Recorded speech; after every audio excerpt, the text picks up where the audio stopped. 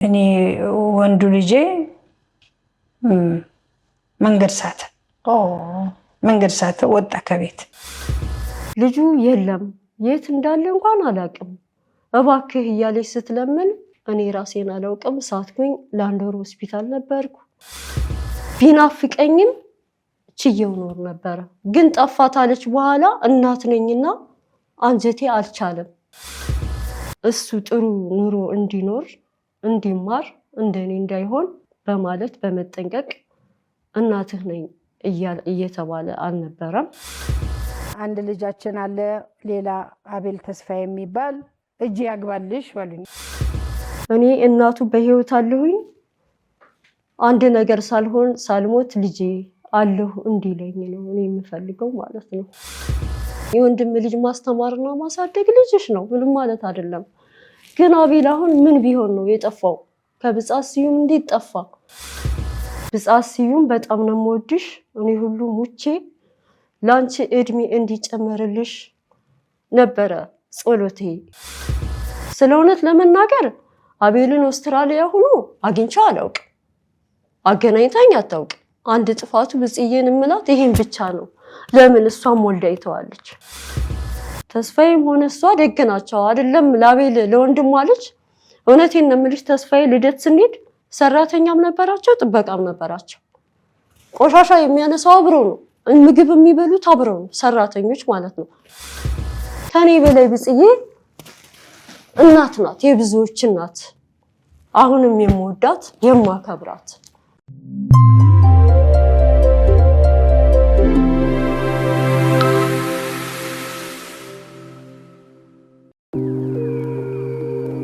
በአሁን ጊዜ በመጠናቀቅ ላይ ያለ ቤትን ገዝቶ የራስ ማድረግ ብልህነት ነው። አስተዋይ ሰው ጊዜውንና ገንዘቡን ከብክነት ይጠብቃል። የብልሆች ምርጫ የሆነው ባማኮን ሪል ስቴት ለአይን የሚያሳሱ ውብ ምቹና ሁሉ የተሟላላቸው በካሳንችስ በባምቢስና በአትላስ የገነባቸውን የመኖሪያ አፓርትመንቶችን እነሆ እያለ ነው። የካሳንችሱ ጋላክሲ የንግድና የመኖሪያ አፓርትመንትን በታላቅ ድምቀት አስመርቆ ቁልፎን እንዲረከቡ ጥሪ ሲያቀርብ በኩራት ነው። ከባለ 1 እስከ ባለ 3 የመኝታ ቤት አፓርትመንቶችን ይሄ ቀረ የሚባል ምንም እንዳይኖር ጥርት ጥንቅቅ አድርገን ገንብተን እየጠበቅኑት ነው። የቀሩን ውስን ቤቶች ተሸጠው አልቀው ኋላ ወይ ነዶ ብለው ሳይቆጩ ፈጥነው በ0955 97 11 11 ወይንም በ0955 98 11 11 ላይ በመደወል በቶሎ ወስነው ቤቶ ይግቡ፣ ኑሮን ያደላድሉ፣ ቅንጡና ምቹ ህይወትን ያጣጥሙ። ባማኮን ሪል ስቴት።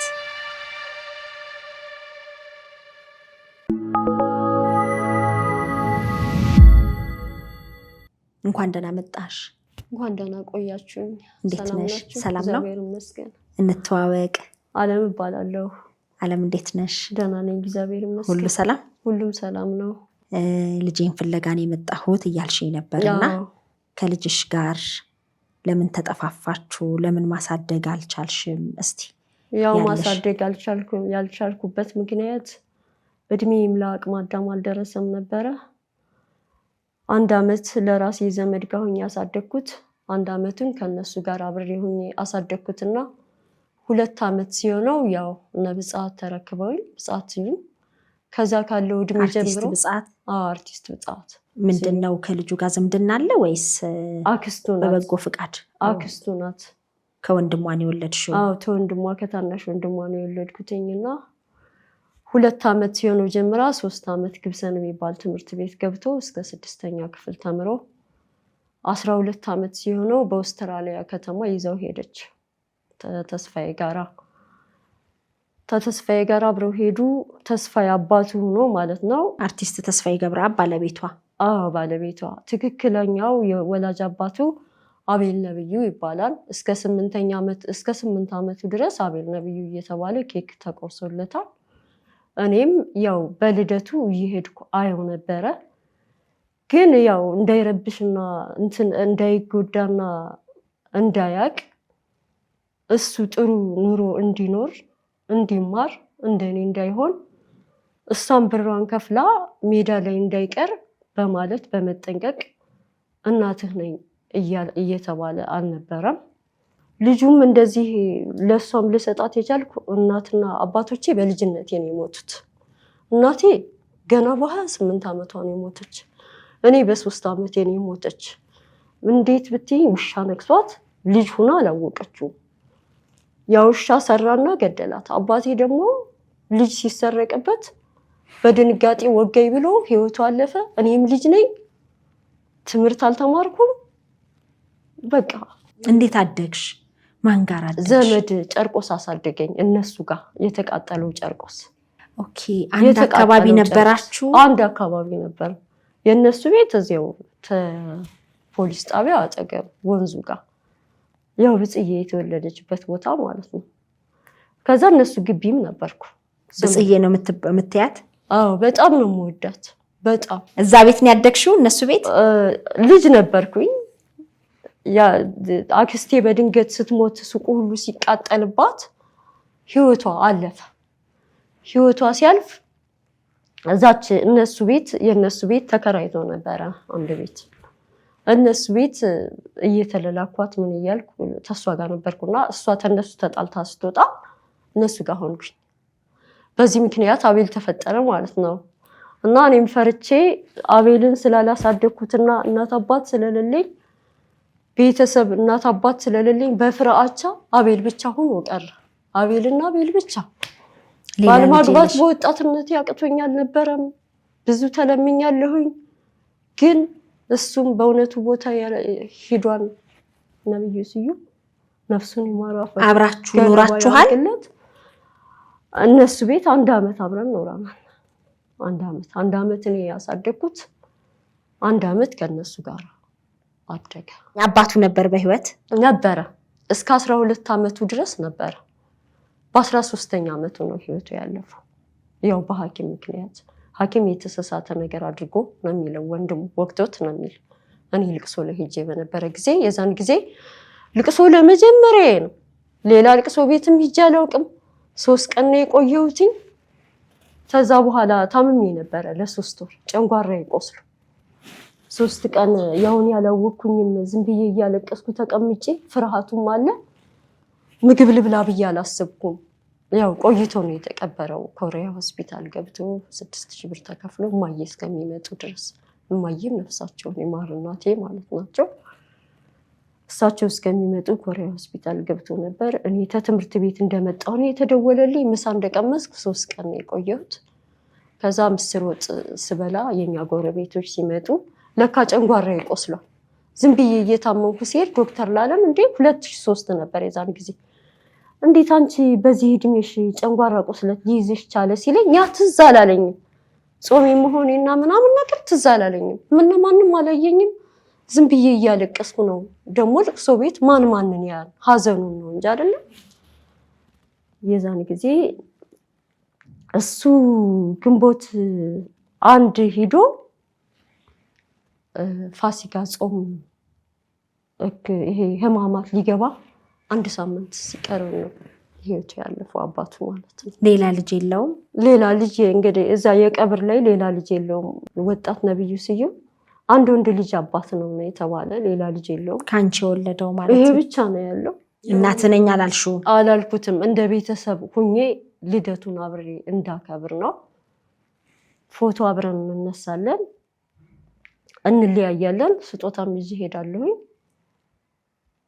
እመለሳለሁ ወደ ቤቴ። ከዛ አሁን ላይ ብዙ አመት ስትመጣ የወንድሜ ልጅ እንደዚህ የታናሽ ወንድሜ ልጅ ብዙ ልጆች አሳድጊያለሁኝ፣ ግን ይሄኛው ልጅ የወንድሜ ምትክ ነው ያለች እሷም እድሜና ጤና ይስጣት። እኔም ለሷ በጣም ነው የምወዳት እህቴ ብጻት ስዩም በጣም ነው የምወድሽ። እኔ ሁሉ ሙቼ ላንቺ እድሜ እንዲጨመርልሽ ነበረ ጸሎቴ። ግን አሁን ላይ እዛ አውስትራሊያ ላይ ሆና ልጁ የለም፣ የት እንዳለ እንኳን አላውቅም፣ እባክህ እያለች ስትለምን እኔ ራሴን አላውቅም። ሳትኩኝ ለ1 ወር ሆስፒታል ነበርኩ። እኔ ወንዱ ልጄ መንገድ ሳተ ወጣ ከቤት።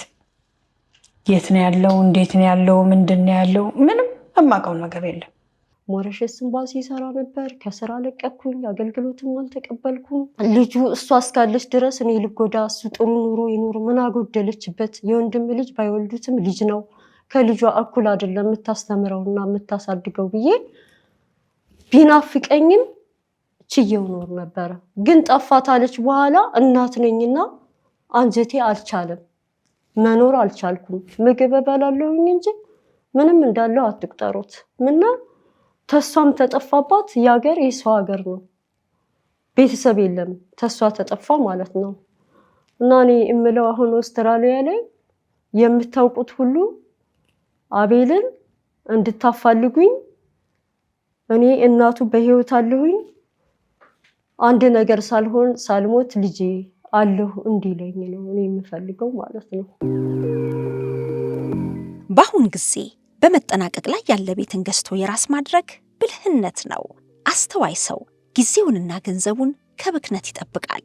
የብልሆች ምርጫ የሆነው ባማኮን ሪል ስቴት ለአይን የሚያሳሱ ውብ፣ ምቹና ሁሉ የተሟላላቸው በካሳንችስ በባምቢስና በአትላስ የገነባቸውን የመኖሪያ አፓርትመንቶችን እነሆ እያለ ነው። የካሳንችሱ ጋላክሲ የንግድና የመኖሪያ አፓርትመንትን በታላቅ ድምቀት አስመርቆ ቁልፎን እንዲረከቡ ጥሪ ሲያቀርብ በኩራት ነው።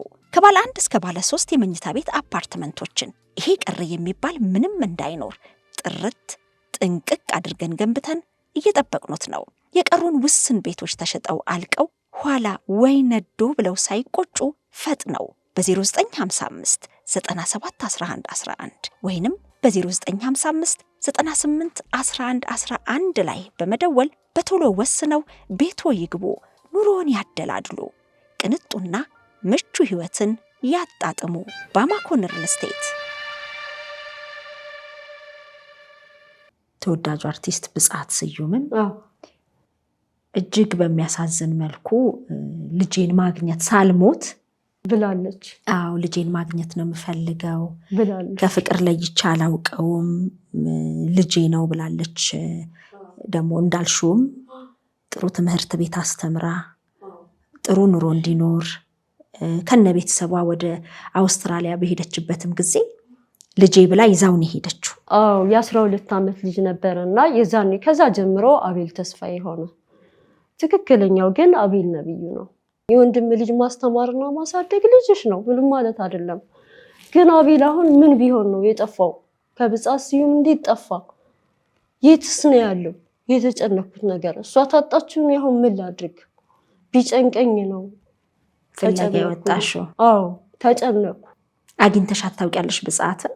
ያው ሚዲያ ላይ ነው ማያት። እዚህ ስትመጣ አንዴ በምራቷ ስልክ ደውላልኝ ነበርና ስደውልልኝ አሁን አንድ ቦታ ደርሼ እመጣለሁኝ ይሄ ዱባይ ተዛ ትመጫለሽ ወይ ስትለኝ ስመጣ ቤልን ታገናኘኛለሽ ወይ? ያው እመጣለሁ ብዬ ስደውልላት ይሄ እኮ የኔ ስልክ ነው አለች። የወንድሟ ሚስት ማለት ናት። ከዛ እኔም አላገኘኋትም ተመልሳ ሄዳለች አሉኝ። ግን አሁን ጥምቀት ላይ ጨርቆስ ሂጄ ነበር ቤታቸው።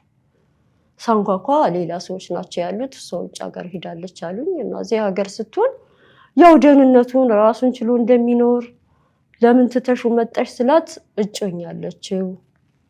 እጮኛው ስላለችለት ብቻውን አይደለም አሁን እኮ ትልቅ ልጅ ነው ምንም አይሆንም አለችኝ። እውነቷን ነው። አንድ ቀን ተዛገር የሰው ሀገር ስለሆነ ጨርሰው ይመጣሉ አገኘዋለሁ የሚል ተስፋ ነው የነበረኝ እንጂ ከሷ ጠፍቶ መኖሩን አሁን አውስትራሊያ ላይ ሆና ስትጠየቅ ነው እንጂ የሰማሁት። እስከዛሬ ድረስ መጥፋቱን አላውቅም። የእናቶች ቀን ልጁ የት እንዳለ አላውቅም። እባክህ ልጄ የታክሲ እንኳን ባይኖረኝ ባሳለ ባለህበት ድረስ እመጣለሁ ብላ ስትል የምጠጣውን ሁሉ ለቅቄ ያው ቅድም እንደነገርኩሽ 1 ወር ሆስፒታል ነበርኩ። እንዴት ሰማሽ ይሄን ፕሮግራም? ነው እሷ የምትቀርብበትን እየተከታተልሽ ታያለሽ? እሷ የምትቀርብበትን ወንድሜ ተጠፋፍተን ብዙ አመት አሁን ድሬዳዋ ነው ያለው ወንድሜ ነው የሰማት ያገኘው። ወንድሜ እዚህ ለአዲስ አበባ ለስራ መጥቶ ነበረ። ለኔ ብሎ መጥቶ በአይሮፕላን መጥቶ ለኔ ብሎ አሳየኝ።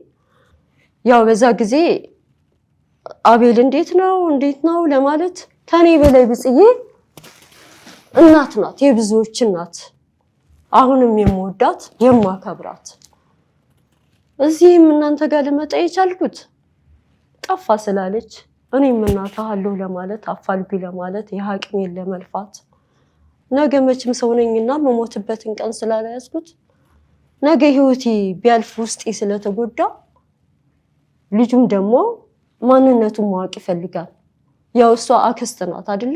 ወላጅነቱን ደግሞ ማወቅ ስለሚፈልግ እናቱ ማለት ናት። ግን ያው ዙሮ አክስት ነው የሚባል የወንድም ልጅ ሲባል አይደል? እኔማ አክስቱኝ ነው ያሳደግኩ። ያንን የወንድሜ ልጅ በድንገት መኪና ገጭቶት ነው የሞተው ወንድሜና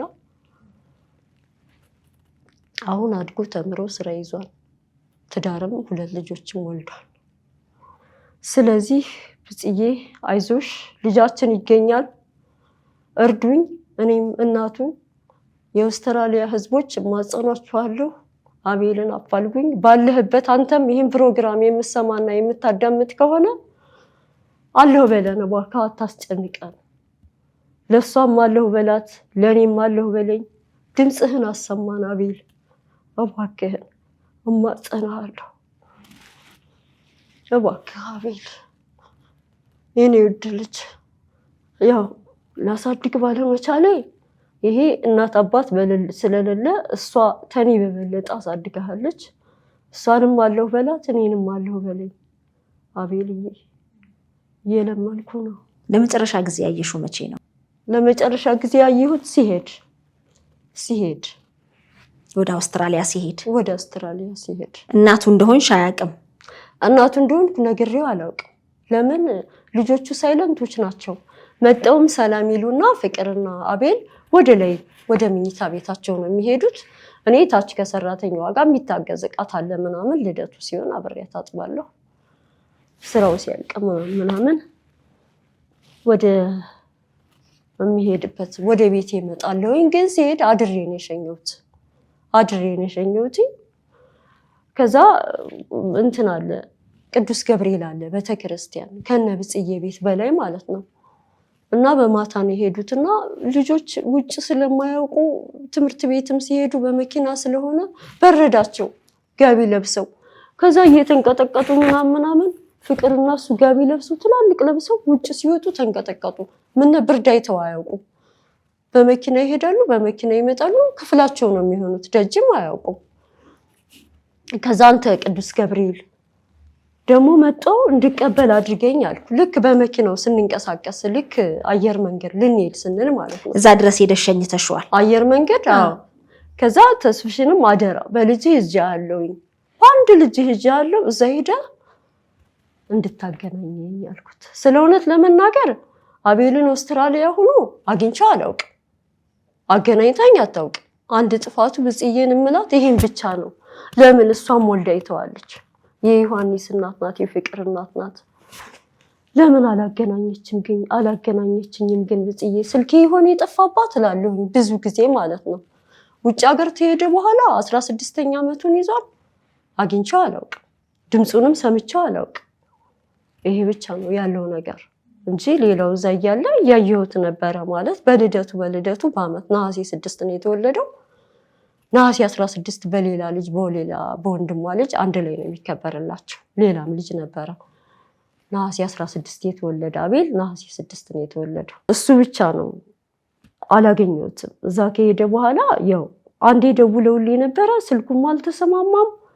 ደርሰናል አሉኝ። ከዛ ውጭ እሷ ስትመጣ በሚዲያ ብቻ ነው ማያት የምሰማት። ደህንነቱን እሰማለሁ። አንዴ ትልቁ ልጅህ እሷ ትንሿ ልጅህ አርቲስትነት ተከትላለች፣ ትልቁ ልጅህ ሲባል ትልቁ ልጅ እኔ ሙያ አልተከተለም፣ ኢንጂነሪንግ ነው የመረጠው መማርን። ያው ተስፋዬም ሆነ እሷ ደግ ናቸው አይደለም ለአቤል ለወንድሟ ልጅ። እውነቴን ነው የምልሽ ተስፋዬ ልደት ስንሄድ ሰራተኛም ነበራቸው፣ ጥበቃም ነበራቸው። ቆሻሻ የሚያነሳው አብሮ ነው፣ ምግብ የሚበሉት አብረው ነው፣ ሰራተኞች ማለት ነው። ሰራተኛ ናቸው ተብሎ ለብቻቸው ምናምን አይበሉ፣ አንድ ላይ ነው የሚበላው ምግብ የሚቀርበው። ይሄ የሚለያይ ነገር ምናምን የለም። ደግ ናት ብጻት። ግን የልጅን ነገር እያወቀችው ለምን እዛ ሄዳ ለምን አላገናኘችኝም? ለምን እናትህን አናግራ አላለችም? እድሜው ለአቅመ አዳም ሲደርስ ለምን እኔን አላናገረም በሚለው ብቻ ነው እንጂ ሌላ ነብጻት በጣም ደግ ናቸው፣ በጣም የዋህ ናቸው። ሰራተኛ አይበድሉም። አብሮ ነው የሚሰራ፣ አብሮ ነው የሚያዘጋጅ። ልደት በረንዳ ላይ ነው የሚከበረው። አብሮ ነው ተስፋዬም ብጻትም ምግብም ሲበላ ባንድ ላይ። ይሄ ሰራተኛ ነው የብቻ ምግብ፣ ይሄ እኛ ባለቤት ነው ለብቻ ምግብ በፍጹም አትልም። በፍጹም በጣም መልካም ሰው ናት። በአሁን ጊዜ በመጠናቀቅ ላይ ያለ ቤትን ገዝቶ የራስ ማድረግ ብልህነት ነው። አስተዋይ ሰው ጊዜውንና ገንዘቡን ከብክነት ይጠብቃል። የብልሆች ምርጫ የሆነው ባማኮን ሪል ስቴት ለአይን የሚያሳሱ ውብ ምቹና ሁሉ የተሟላላቸው በካሳንችስ በባምቢስና በአትላስ የገነባቸውን የመኖሪያ አፓርትመንቶችን እነሆ እያለ ነው። የካሳንችሱ ጋላክሲ የንግድና የመኖሪያ አፓርትመንትን በታላቅ ድምቀት አስመርቆ ቁልፎን እንዲረከቡ ጥሪ ሲያቀርብ በኩራት ነው። ከባለ 1 እስከ ባለ 3 የመኝታ ቤት አፓርትመንቶችን ይሄ ቀረ የሚባል ምንም እንዳይኖር ጥርት ጥንቅቅ አድርገን ገንብተን እየጠበቅኑት ነው። የቀሩን ውስን ቤቶች ተሸጠው አልቀው ኋላ ወይ ነዶ ብለው ሳይቆጩ ፈጥነው በ0955 97 11 11 ወይንም በ0955 98 11 11 ላይ በመደወል በቶሎ ወስነው ቤቶ ይግቡ፣ ኑሮን ያደላድሉ፣ ቅንጡና ምቹ ህይወትን ያጣጥሙ። ባማኮን ሪል ስቴት መልካምነታቸውን፣ ደግነታቸውን፣ የዋህነታቸውን ሁሉም ይመሰክርላቸዋል። ያንቺን ልጅ የብጻትን የወንድም ልጅ እንደ ልጁ አድርጋ እንግዲህ ፕሮግራሙ ላይም እንደተመለከት ነው እንግዲህ መስመር ስቶብኛል። ምን ሆኖ መስመር ሳተ? እሱና እሱ ብቻ ነው የሚያውቀው። ለምን ራቀ የሚለው እሷንም እንደው እባክህ፣ እሷም ፕሮግራሙ ላይ እባክህ እያለች ነበር። እና እስካሁን ግን አላገኘችውም። አሁንም በአባይ ቴሌቪዥን ተጠይቃ ነበረ። አባይ ቴሌቪዥን ላይ ደግሞ ምን ትያለሽ ሲሏት አንድ ልጅ አለን አቤል ተስፋዬ የሚባል እሱን በእጅሽ ያስገባልሽ ብላችሁ ለምን እንትን ጸሎት አድርጉልኝ አለች። አንድ ልጃችን አለ ሌላ አቤል ተስፋዬ የሚባል እሱ ደግሞ ትንሽ ከኛ ወጣ ብሎ ነው ያለው፣ እጅ ያግባልሽ ባሉኝ። እሷም ያው እንቅልፍ አጣለች። ያው ማለት አንድ ልጅ አድራሻው ሲጠፋ በጣም ይከብዳል፣ በጣም ያማን። ምን ሆኖ ይሆን የሚባል ነገር አለ አይደለ? አንድ ሰው እንዲወጣ ሲቀር አይከብድም? ይከብዳል አይደለ? እሷም ሰላም አጣለች፣ እኔም ሰላም አጥቻለሁ። እኔም በህይወት እያለሁ አለሁ በለኝ ና አልለው፣ ይምጣ አልልም፣ እንገናኝ አልልም። ብቻ ባለበት ሀገር ስልክ ደውሎ እናቴ እንዴት ነሽ ይበል። እሷንም እኔንም ማናገር ይችላል፣ ሁለታችንንም። እኔ ወልጄው ነው አላሳደግኩትም፣ እስከ 2 ዓመት ብቻ ነው። ከዛ ውጭ አቅም የለኝም። እናት አባቴም በልጅነቴ ነው የሞቱት፣ እኔም ዘመድን ያሳደገኝ። እሷ ደግሞ አሳድጋ ለአቅመ አዳም አድርሰዋለች። እድሜው ለአቅመ አዳም ሲደርስ ጠፋ ነው ያለች። የሰማሁትም አሁን ግንቦት ወር ነው 2017 ግንቦት ወር ነው የሰማሁት። ግንቦት ሊያልቅ አካባቢ እኔም እኮ እንደዛ ስትናገር ደንግጬ ስወድቅ ቶሎ ሆስፒታል ባይወስዱኝ ኦክሲጅን ምናምን ተደርጎልኝ ነው ለአንድ ወር ነው የቆየሁት። ደነገጥኩ። እኔ የማስበው ተሷ ጋር እንዳለ እሷ በቃ ብዙ ነገር ተሷ ጋር በቃ እናት አለ አይደል? እናቱ ስለሆነች የወንድሟ ልጅ ቢሆንም አሳድገዋለች። የሆነቱ የሚታወቅ ነብዩ ስዩም ምናምን ሲባል ልጁም እያደገ ሲሄድ እኮ እንደማይወለድ ያውቀዋል። እዚህም እያለ ሊነግሩት ይችላሉ። እንደዚህ ምናምን ሰው መቼም ተንኮለኛ ነው አይደል? አይ ስሙም ሲቀየር ይታወቃል እኮ ወደ አቤል ነብዩ ነበር፣ አቤል ተስፋዬ ሆኖ ሄደ 12 ዓመቱ ላይ ማለት ነው የመጨረሻው። ስለዚህ አሁን ልጅሽ በህይወት እንዳለ ማወቅ ነው የምትፈልጊው? አዎ በህይወት እንዳለ ማወቅ ነው። ይምጣልልም እንደማይሞላ አውቃለሁ። የፈለገው ነገር ቢሆን እንኳን እሱ የትናንትና ልጅ አይደለም፣ በሰው ሀገር የቤት ኪራይ ተከፍሎ ተሰርቶ ብዙ ነገር አለ። ብቻ ባለበት አለሁ እንዲል ለኔም ላክስቱ ተጣልተው ከሆነ ይቅርታ ያድርግላት አይደል? አንድ ጊዜ በሆነ ነገር ሳንግባባ ቀርተን ነው ብላኛለች። ስራ ቦታ ላይ ደውላልኝ ነበር። ከዛ በኋላ ምን ይሆናል እንግዲህ አንድ ቀን የሰው ሀገር ለቀው ሲመጡ እንገናኛለን ያኮ የሰው ሀገር ነው እያልኩ በተስፋ ተቀመጥኩኝ ያው እናንተ ጋር ልመጣ የቻልኩት እንግዲህ በወንድሜም ግፊትና አንቺን ያቃን የሚያከብርሽ ነሽ በጣም ይወድሻል እሱ ነው የላከኝ ፍሬው ስለዚህ ህይወቴን ታደጉኝ ብዬ ነው የመጣሁት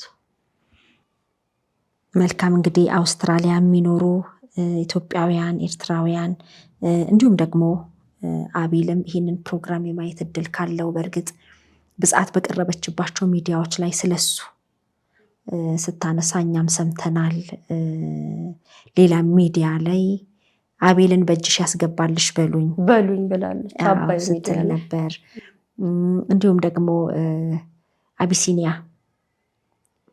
የተሰኘ ቻናል ላይ አውስትራሊያ ያለ ፕሮግራም የእናቶች ቀንን ምክንያት በማድረግ እንደውም ለሌላውም ትምህርት ሊሆን በሚችል ሁኔታ ሰው የእህቱን ልጅ ወንድሙን ልጅ ሲያሳድግ ማድረግ ያለበትን ጥንቃቄ እንዲሁም ደግሞ ለልጆቻቸው መደረግ ያለበትንም ነገር ገልጻ ለሌላውም ትምህርት ሊሆን በሚችል መልኩና ሳልሞት ላገኘው ብላ ስለሱ እንደውም ቤተክርስቲያን ሁሉ ስትሄድ በጣም በእንባ በጸሎት አምላኳን እንደምትጠይቅም ገልጻለች ላንቺም ለወላጅ እናቱ ለሷም ለምንወዳት ለምናከብራት አርቲስት ብጻት ስዩም ከልጇ ሳትነጥል ላሳደገችው ለወንድሟ ምትክ ለሆነው ነው እኔ አልወስድባትም እኔ ምንም አላደርግባትም ብቻ እሷን የሚያግኛት ልጇ አለው ይበል እንጂ እኔ ልጄ ነው እንዲህ አሳድጋ እና እንደዚህ ልል አይደለም እውነት እላችኋለሁ ያን ብዬ አይደለም እስካሁን ድረስም እኔ ልጎዳን ልደሳቆል እሱ ይድለው ብዬ አይደለም ዝም ያልኩት እንዲማር ምን ልጆች ወላጅ እንትን ካላላቸው የፈለገው ነገር ብታደርግላቸው ደሃ ወላጅ ነው የሚፈልጉት ያ እንዳይፈጠር እኔም ስማር ያላቸው ሁኔታ ተተናንሽ ልጆች ጋር ነው የተማርኩት ትልቅ ሁኜ በቀን ነው የተማርኩትና ወላጅ የሌላቸው ልጆች እንደሚያለቅሱ ትምህርት እንደማይገባቸው በቃ የሆነ እንደሚሰማቸው ሳያቸው እንደውም ስለ ልቦናዬ እየተሰበረ ነበር እሱም እንዲህ ይሰማው ይሆን ይነግሩት ይሆን የሚለው ነገር ይሰማኝ ነበር እንደ እናት ማለት ነው ልጆችን በማየት ማለት ነው የዛን ጊዜ ስማር እኔም በቀን ስለተማርኩ ከህፃናቶች ጋር ነው የተማርኩት ግን ያው አልገፋውበትም ዞሮ አይዞሽ እንግዲህ ምናልባት አንቺን ለማግኘት መረጃ ለመስጠት የሚፈልግ ሰው ቢኖር እሱን በቀጥታ አንቺን ማግኘት ቢፈልግ ስልክሽን ንገሪን ስልኬ 0923 79 10 00 መልካም ቸር ያሰማን አሜን ልቦናውን መልሶ አንቺንም ያሳደገችው እናቱንም ብጻት ስዩምን ለማግኘት እሷም እንድትደሰት አሜን አንቺም እንድትደሰቺ እግዚአብሔር ይርዳን አሜን ማለት የምትፈልጊው ነገር አለ ማለት የምፈልገው ነገር አቤል ይሄን ፕሮግራም ካየው ነገር ዛሬ አትበልብን በርግጥ እሱ የሚጨነቅ ይሆናል እንግዲህ ወይ አልተመቼ ይሁን ይመቼ ይሁን ምናውቀው ነገር የለም እሷም ምንም ምናውቀው ነገር የለም ያው የሰው ሀገር እንደማይመች እናውቀዋለን አይደል ሀገራችንም አይመቸንም አይደለም የሰው ሀገር ግን በማይመች ሁኔታ ላይም ቢሆን አለሁኝ አይዟችሁ አሁን ትልቅ ነኝ ልብ ገዝቻለሁኝ አላኮርፈን ብለ ሰርፕራይዝ አድርገን አመለው ሰርፕራይዝ አድርገን እድሜ ቀጥልልን ካለበለዛ እኔም እሷው አታገኘንም እባክህን እለዋለሁ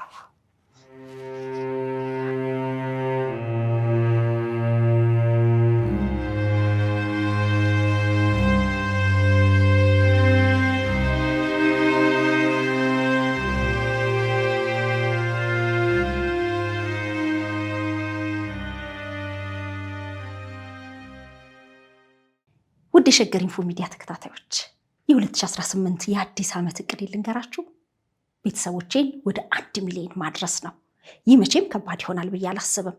ምክንያቱም በሸገር ኢንፎ ሚዲያ የምንለቃቸውን ቪዲዮዎች የሚመለከቱ 60% የሚደርሱ ቤተሰቦቻችን ሰብስክራይብ ያላደረጉ ናቸው። ስለዚህ እናንተ በዚህ ሰዓት ይህንን ቪዲዮ የምትከታተሉ ሰብስክራይብ የምትለውን በተን ነካ ካደረጋችሁ ይህንን እቅዴን ታሳኩልኛላችሁ።